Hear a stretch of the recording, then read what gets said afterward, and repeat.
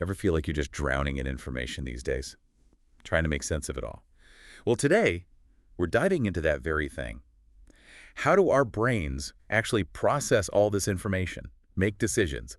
And let's be honest, how do we sometimes totally trip ourselves up along the way? We've got some really interesting material to dig into today, especially these excerpts you've pulled from Psychology of Intelligence Analysis. That's a good one. Even the title has me a little intimidated, I'll be honest, but also, like, incredibly curious. What's the big takeaway for you? Well, this book's considered a classic for a reason, and it's because it gets at this really universal truth. We're all dealing with incomplete information, right? We have to make judgment calls all the time, and this book really dives into how intelligence analysts specifically tackle that challenge. But honestly, the insights are relevant for anyone trying to make sense of complex situations. Okay, so it's not just about, like, spies and secret codes and things. No, not at all. Okay, good to know, because I was a little worried there for a second. Think of it like this. Imagine you're trying to solve a puzzle, but you only have like half the pieces. And maybe some of them are even from a completely different puzzle. Oh, that's stressful. Right, that's everyday decision making, right? Yeah. And this book gives us tools to avoid, hopefully, getting fooled by those missing pieces. Okay, I am intrigued. Let's unpack this a little bit. One of the things that really jumped out to me was this idea of analysis of competing hypotheses. ACH. ACH, yeah. Yeah. Sounds kind of intense. It does. It does. It's actually a surprisingly simple concept, though, Yeah. but incredibly powerful. So instead of just, fixating on the most obvious explanation for something, ACH forces you to generate multiple possible explanations, even ones that seem, at first, unlikely.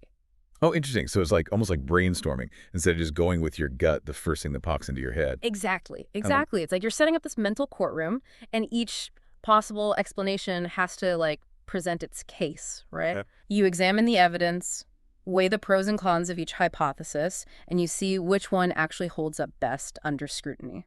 That's fascinating. That seems like it would require, though, a lot of mental flexibility to, be able to hold all of those possibilities in your mind at once. Absolutely. And that's where the whole keeping an open mind part comes in. Right, right. Our brains, they love to find patterns, right? Yes, they do. They want to jump to conclusions. It's efficient. But that can also lead to some serious, serious blind spots. So how do we avoid those, getting stuck in those mental ruts, especially when we're dealing with, really complex problems? Well, that's where structuring comes in. The book talks about something called decomposition, which essentially means breaking down a complex problem into smaller, more manageable pieces. Okay, so instead of looking at the whole puzzle at once, which can be super overwhelming, you're saying, let's just look at these little pieces first. Precisely. By examining each piece individually, you reduce that cognitive overload. And you can start to see patterns and connections that you might have missed otherwise. It allows for a more systematic and thorough analysis. That makes a lot of sense. It's like that feeling when you're working on, a really complex project and you finally, break it down into smaller tasks and you're like, okay, now I can actually get this done. Exactly. And once you've, analyzed those individual pieces, then you can bring them all back together to form this more complete and hopefully more accurate understanding of the whole. Okay. This is all starting to paint a picture for me of, how we can maybe make better judgments in general. But what about those times where, you have that aha moment, but you realize, oh, I might be totally off base here. How do you deal with that? Well, and you have to remember, our memory is not a perfect recording of events. Oh, no. Tell me about it. The book dives into how our current beliefs can actually warp how we remember past events. Wait, so you're saying we're rewriting history in our own minds? In a way, yes. It's called hindsight bias. We tend to look back and overestimate how predictable something was, simply because we already know the outcome. Oh, I totally do that. After a Yes. big game or something, I'm always like, oh, I knew they were going to win. But in reality, I was, on the edge of my seat the whole time. Exactly. And that's harmless in sports, but in, analysis, it can actually be dangerous. Because if we believe, oh, I knew it all along, we don't learn from our mistakes and we don't question our assumptions in the same way. This is already making me question everything I thought I knew about thinking. Yeah. Is there a way to counteract that? The book really emphasizes this idea of externalization. Get those thoughts out of your head. Write them down, maybe diagram them, even talk it through with someone. So it's about making your thinking visible so you can actually look at it and be like, hold on a second. Precisely. It helps you spot inconsistencies, identify gaps in your knowledge, and even spark new ideas. It's like you can't edit a movie that's only playing in your head, right? Yeah, You got to get it out there. it's a great analogy. I can already see how that would apply to any kind of problem solving, not just, intelligence analysis, but like Mhm. in my everyday life, for sure. So by like acknowledging that our memory and our beliefs can distort our thinking, and then using these tools like ACH and externalization, we can become more objective in our analysis. Exactly. It's about recognizing that we all have biases, but by being aware of them and then using these structured techniques, we can mitigate their impact and hopefully make more informed decisions. This is already a lot to process, but in a good way. Like, I feel like I'm getting a glimpse behind the curtain of my own mind, which is a little trippy. Yeah. What else is in store for us in this deep dive? Well, we've just scratched the surface of how our personal experiences and past beliefs can really influence our analysis. There's a lot more to uncover. Oh, man. Okay, now I'm even more curious. You mentioned personal experiences, past beliefs. Right. What kind of, like, curveballs can those throw at us when we're trying to be objective? Well, let's talk about something called situational logic, Yeah. which is another kind of key concept from the book. And it really highlights how easy it is to misjudge someone's actions if we're only applying our own logic to the situation. Oh, that's so true. Right. So instead of thinking like, oh, that was a terrible decision, we should maybe be asking ourselves, what information did they have at the time? Mm, And what were their priorities? exactly. We need to step into their shoes and really try to understand their perspective. Yeah. It's like that old saying, don't judge a man until you've walked a mile in his moccasins. It's so true. And I think we do that a lot, where we make assumptions about, why people do things without really considering, like you're saying, their unique circumstances. Absolutely. And the book gives a really good example of this. It talks about trying to understand the actions of, say, a foreign leader. And it's so tempting to analyze their decisions based on what we think is logical or in their best interest, even. Right, right. But that can be a recipe for disaster, especially in intelligence analysis. So how do we apply situational logic in those situations where, we can't actually like get inside someone's head? We don't have all the information. What are some things we can do? Yeah. Well, we can certainly gather information about, their values, their past experiences, maybe their cultural context. What are their goals? What kind of pressures are they facing? And by piecing together that puzzle, we can start to kind of grasp their logic. It's like we're doing detective work, but for decision making. That's a great way to put it. And the more we understand their perspective, the less likely we are to be, blindsided by their actions. Okay, so that's situational logic. What about those times when we really need to challenge like our own deeply held beliefs? That seems way easier said than done. Oh, it definitely takes effort. Yeah. But the book actually provides some really kind of helpful frameworks for thinking about that. One of the techniques it mentions is called sensitivity analysis. Sensitivity analysis. What's that? So it's about identifying the key assumptions that are driving your analysis and then kind of poking at them, seeing how much would your conclusions actually change if those assumptions turned out to be wrong. Oh, so it's like a stress test for your own thinking. Ooh, I like that. Yeah, that's a great way to put it. It's about asking yourself those tough questions like, what if this assumption is totally flawed?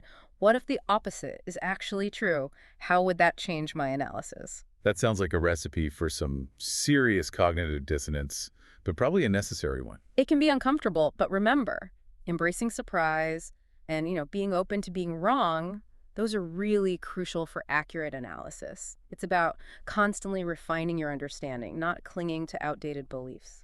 This all ties back to that idea of keeping an open mind, doesn't it? Yeah. But how do we actually do that? Like it just seems so easy for our brains to like get stuck in those familiar patterns.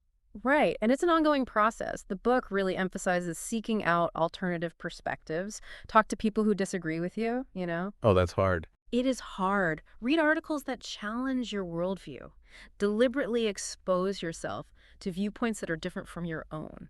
So it's like breaking out of your echo chamber and actually seeking out, like, give me the opposite of what I think. I want to hear it. Exactly. It's about diversifying that information diet and being willing to consider, different interpretations of the same events. That makes a lot of sense.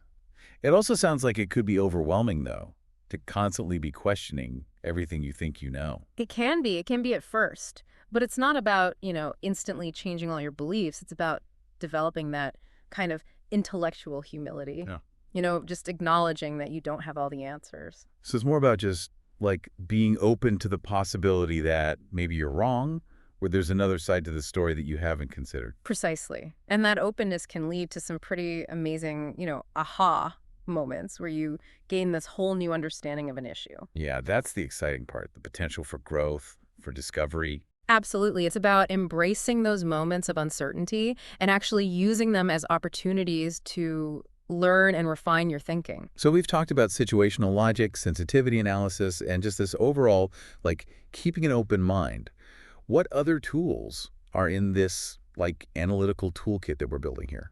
Well, this next one might seem kind of obvious, Okay. but it's often overlooked. And that is the importance of good record keeping. Record I keeping. know, I know. That doesn't sound very glamorous. Maybe not, but it's crucial.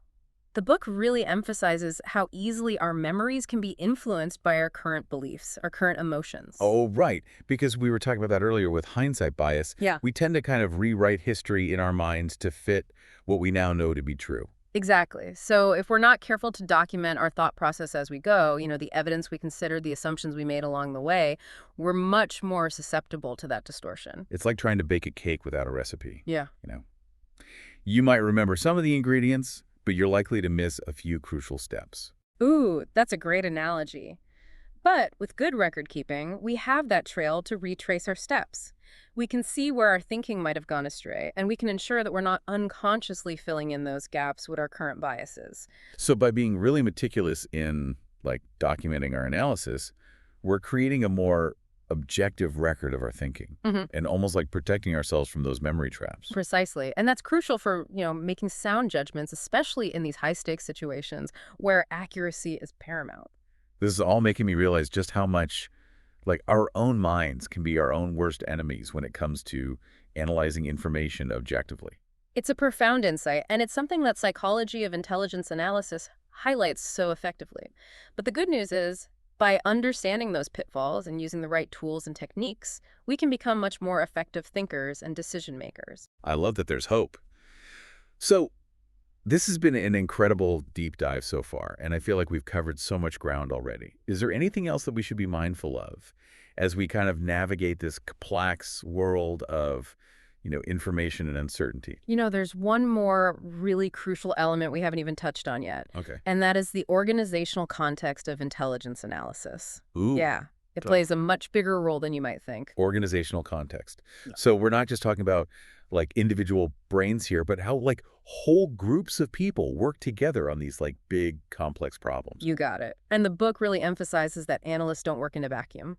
The culture of their organization, the leadership style, the communication channels, all of that significantly impacts the final analysis. That makes sense. Because I imagine even with, like, all the best tools and techniques, if you're in an environment that, like, doesn't value critical thinking or, like, open debate, Right. you're not going to be as effective. Exactly. Imagine an organization where everyone's afraid to challenge the boss's opinion or where there's this pressure to conform to a certain narrative.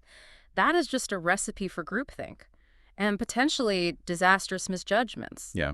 So what does, like, a healthy, analytically sound environment actually look like? What does the book say? Well, it really boils down to a few key things. First, a culture of open communication where people feel safe to actually voice dissenting views, to challenge assumptions without fear of retribution. That takes courage, though, on everyone's part, both the people speaking up and the people who might initially disagree with them, to be open to that. It does, and that's where leadership comes in. The book really highlights the importance of leaders who, encourage that intellectual curiosity. They value those diverse perspectives and they foster constructive criticism. It's about getting to the most accurate answer, not about egos. Right. Because that kind of leadership, it kind of sets the tone for the whole organization, doesn't it? Absolutely. And then finally, there need to be clear and efficient communication channels. Information needs to flow freely between analysts, decision makers, everyone in between. So it's about breaking down those silos and making sure everyone has the information they need when they need it. Precisely. And that includes being transparent about uncertainties, limitations in the data. It's okay to say we don't know yet, or here are the gaps in our understanding. That honesty actually strengthens analysis in the long run. That's such an important point because, like, trying to hide uncertainties. That's how you end up with those, like, aha moments later on, but not in a good way. Exactly. Transparency builds trust, and it allows for more informed decisions. It's about acknowledging that, intelligence analysis is a process. It's constantly evolving as new information comes to light. Wow. This deep dive has been incredible, really eye-opening. We've gone from the inner workings of our own minds all the way to, like, the dynamics of entire organizations. And it's all connected to this idea of, like, how do we make better judgments in a world that's just overflowing with information? It's a lot. It is a lot, and it's a testament, I think, to the enduring relevance of this book, Psychology of Intelligence Analysis, because these insights are just as valuable today, if not more so. Yeah. In our era of information overload and like rapid fire decision making, we need this stuff. I feel like I was given a whole new framework for even thinking about how I, like, process information, analyze situations, just navigate everyday life, honestly. Like the beauty of it, these aren't just tools for like intelligence professionals, these are for everyone. By understanding the limitations of our minds and using these structured techniques, we can all become more critical thinkers. We can make more informed decisions no matter what our, field or expertise is. I love that takeaway. Well, this deep dive has definitely left me with a lot to think about, and I'm sure our listeners are feeling the same way. I hope so. This journey of, self-reflection and continuous learning, it's an exciting one. And I just encourage everyone to keep questioning, keep exploring, and just keep diving deep into these complexities of how we think. That's a fantastic note to end on. Thanks so much for, like, guiding us through all this fascinating material. It's been great. My pleasure. And until next time, everyone, keep those analytical minds sharp out there.